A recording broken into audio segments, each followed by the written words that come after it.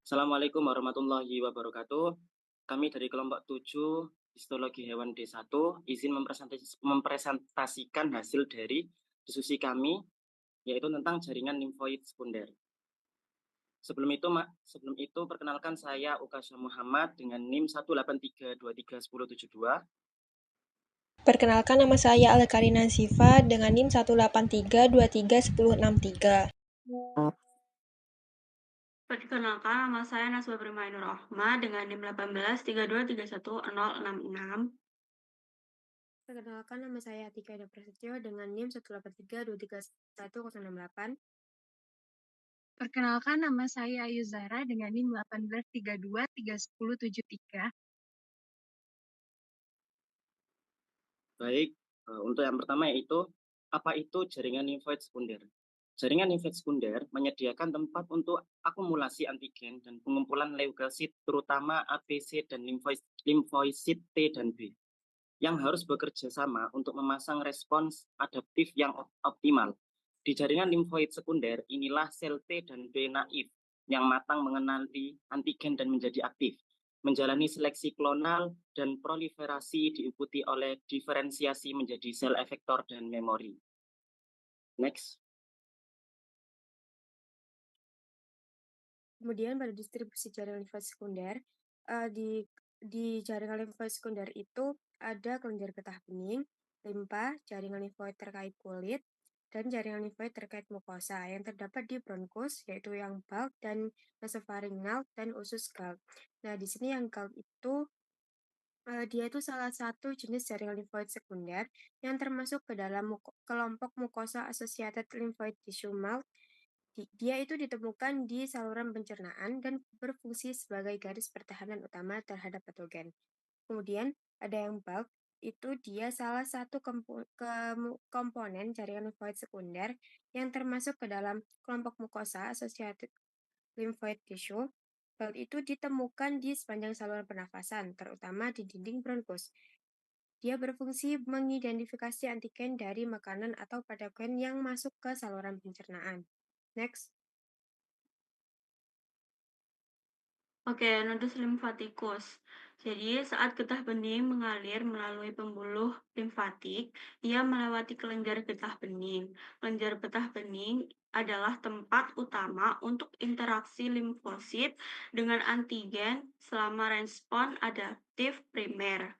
Antigen yang menemukan jalannya melewati pertahanan bawaan tubuh dan lolos MALT dan SALT lalu dikumpulkan dalam getah bening dan dibawa ke kelenjar getah bening terdekat. Disebut sebagai kelenjar getah bening yang mengalir. Kelenjar getah bening terjadi di sepanjang sistem limfatik tetapi berkerumun di beberapa daerah utama. Misalnya kelenjar getah bening serviks mengalirkan kepala dan leher, sementara kelenjar getah bening popliteal mengalirkan kaki bagian bawah. Next. Jadi di sini terlihat pada gambar, jadi potongan melintang kelenjar getah bening yang memperlibatkan kapsul dan sinus subkapsular yang membungkus korteks, parakorteks, dan medula. Getah bening dan isi molekuler serta selulernya memasuki kelenjar getah bening melalui beberapa pembuluh limfatik aferen dan keluar melalui satu pembuluh limfatik eferen.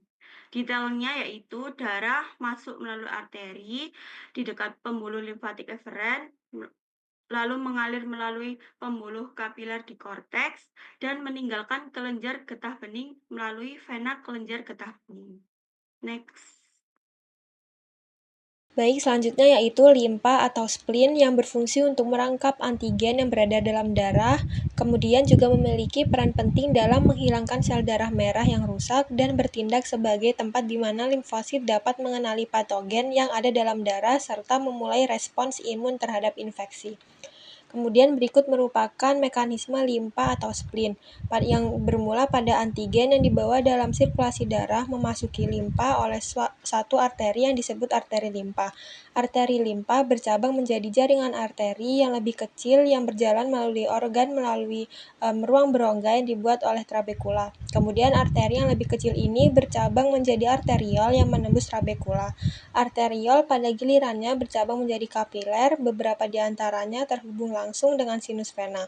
Kapiler lainnya berujung terbuka dan bermuara ke tali limpa yang merupakan kisi-kisi yang mengandung kolagen tempat darah meresap sebelum memasuki sinus vena.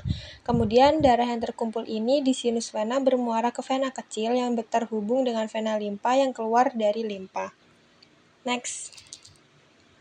Paired patches pada ileum adalah kumpulan jaringan limfoid yang terletak di dinding usus kecil.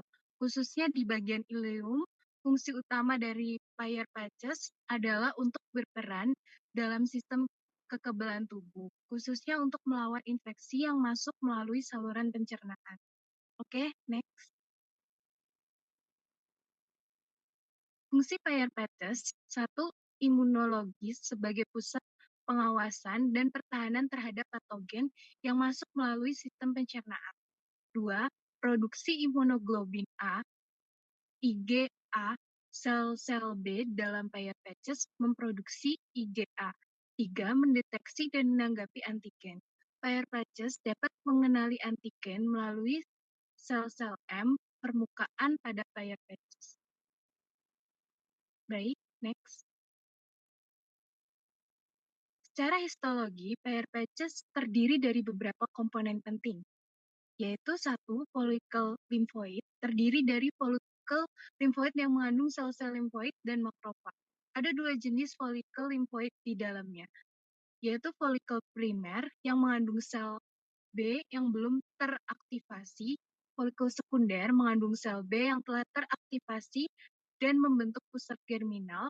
Yang kedua, sel-sel M berada di permukaan folikel limfoid dan berfungsi untuk membawa antigen dari lumen usus ke dalam jaringan limfoid.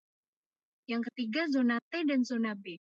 Zona T adalah tempat di mana sel T berada bertanggung jawab untuk regulasi respon imun dan pengaktifan sel B.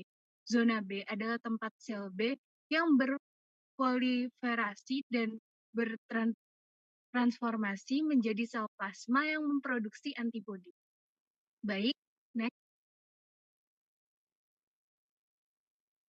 Baik, ini adalah gambar dari paired Plequez. Nah, gambar histologi paired patches dapat menunjukkan lapisan jaringan limfoid dengan folikel, sel M, dan zona-zona yang terpisah dalam gambar mikroskopis. Paired patches dapat terlihat sebagai area dengan banyak sel limfoid di dinding usus bagian ileum. Oke, baik, next. Terima kasih. Oke, mungkin sekian dari kelompok kami. Kurang lebihnya mohon dimaafkan. Sekian dari kami. Wassalamualaikum warahmatullahi wabarakatuh.